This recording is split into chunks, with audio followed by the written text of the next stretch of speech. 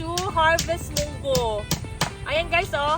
Tingnan nyo to. Isang plant yan, pero layer ang kanyang bunga hanggang sa taas.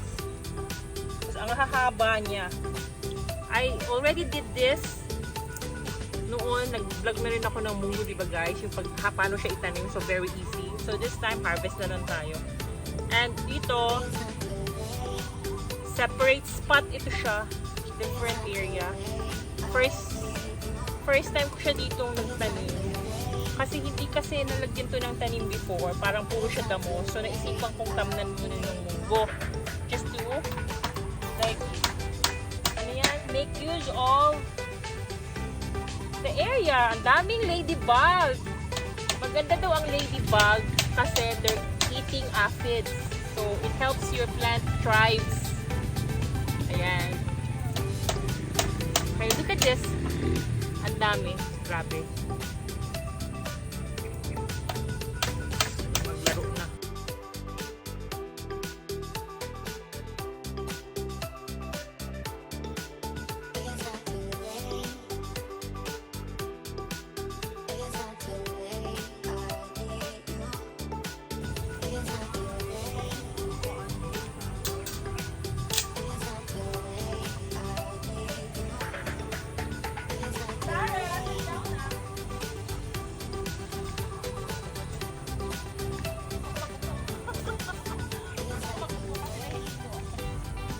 Grabe talaga ako ba? Meron talaga ako. Anemic yung puti ba? Kaya siguro hindi ako high blood, ante. Ante, baka mabunot mo yung lantana ko dyan, ha? Isa lang ba yung ano yan? Isa lang ang ano yung tawag dyan, te? Akong lantana na bulak. Mas isa lang siya ka-root. Isa lang ka-plant.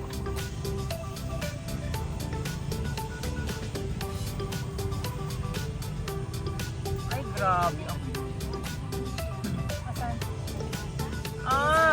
Pipino. Nagtanim na rin ako ng bago niya kasi ano na, pamatay na yan, malapit na. Hindi man pala pamatagalan yung pipino. Oy, ang dami, grabe. Sobrang dami talaga, oh. Nice masyado. Amazing talaga itong munggo. Parang ilang months, isang buwan lang yata to. Ang taba talaga ng lupa rito. Ha? Nag-crack? Ibig sabihin, May? Kainis ka, ante. Baka halas pag hiuna na. Bakit nag-crack? Asan?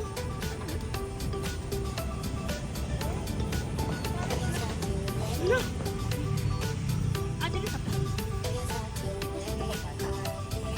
Ito sa papaya. Ugat yan.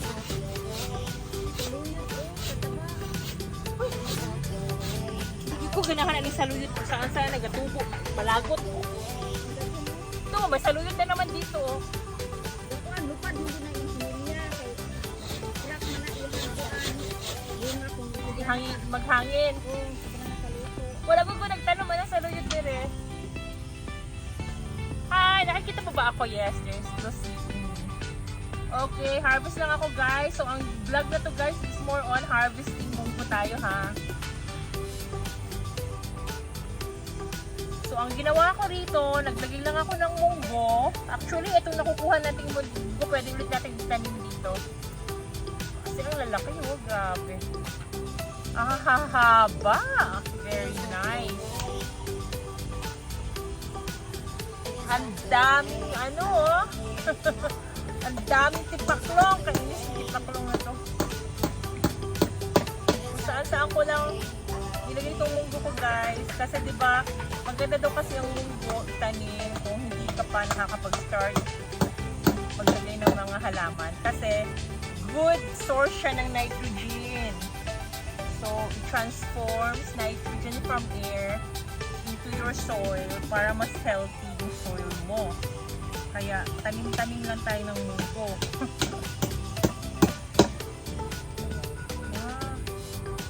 Natutunan ko na lang din yan along the way sa pagtatanim natin. Tapos ang tataas itong munggo ko this week, guys. Sobrang taas nila. Ayan. Grabe. Sobrang taba.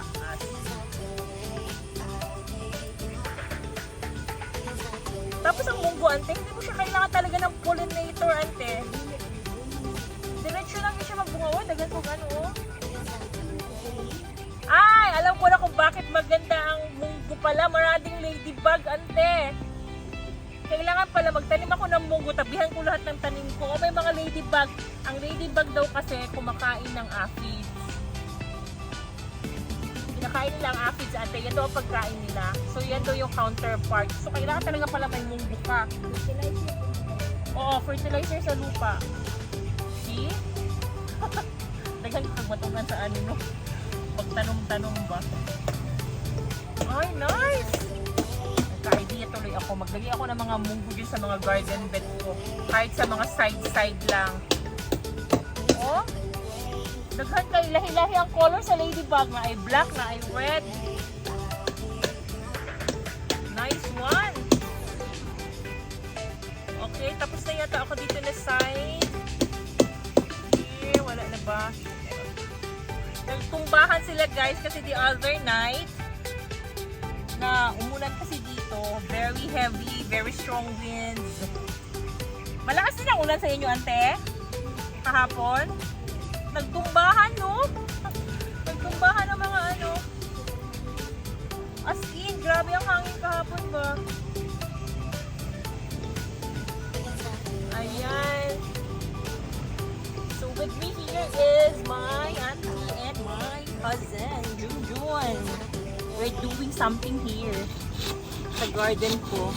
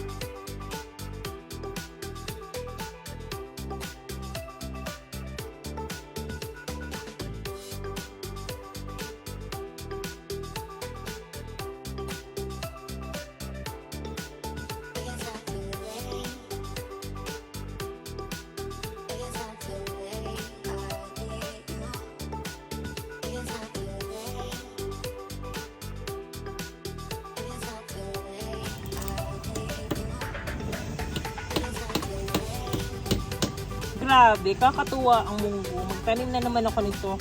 So, the plan guys is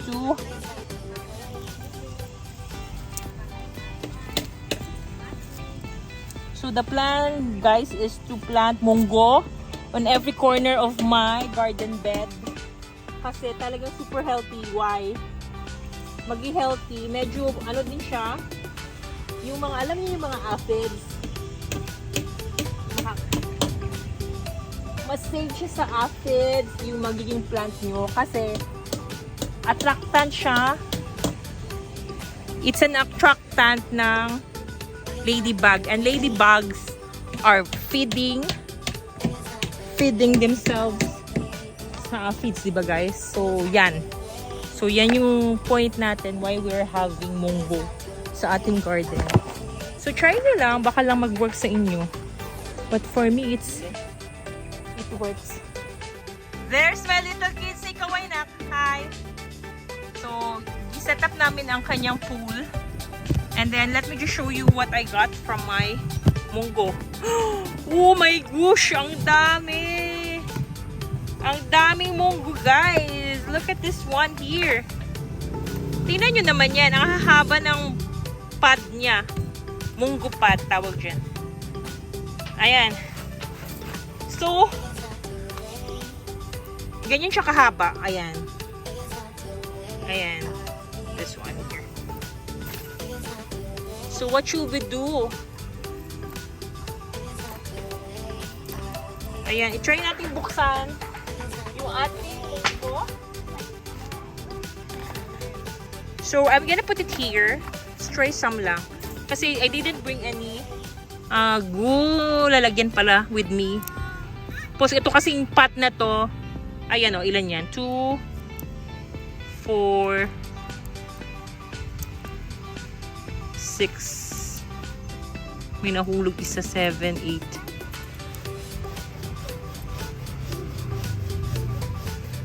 9. Look at that! 9! Wow! Tapos ito, syempre, gawin mo na siyang pampataba sa soil mo. Diba? So, try natin hanggang maubos natin to. Koy. Are you? Ante, baka mabunot mo ang lantana ko, ha? Yung mga bulaklak na maliit dyan, ante.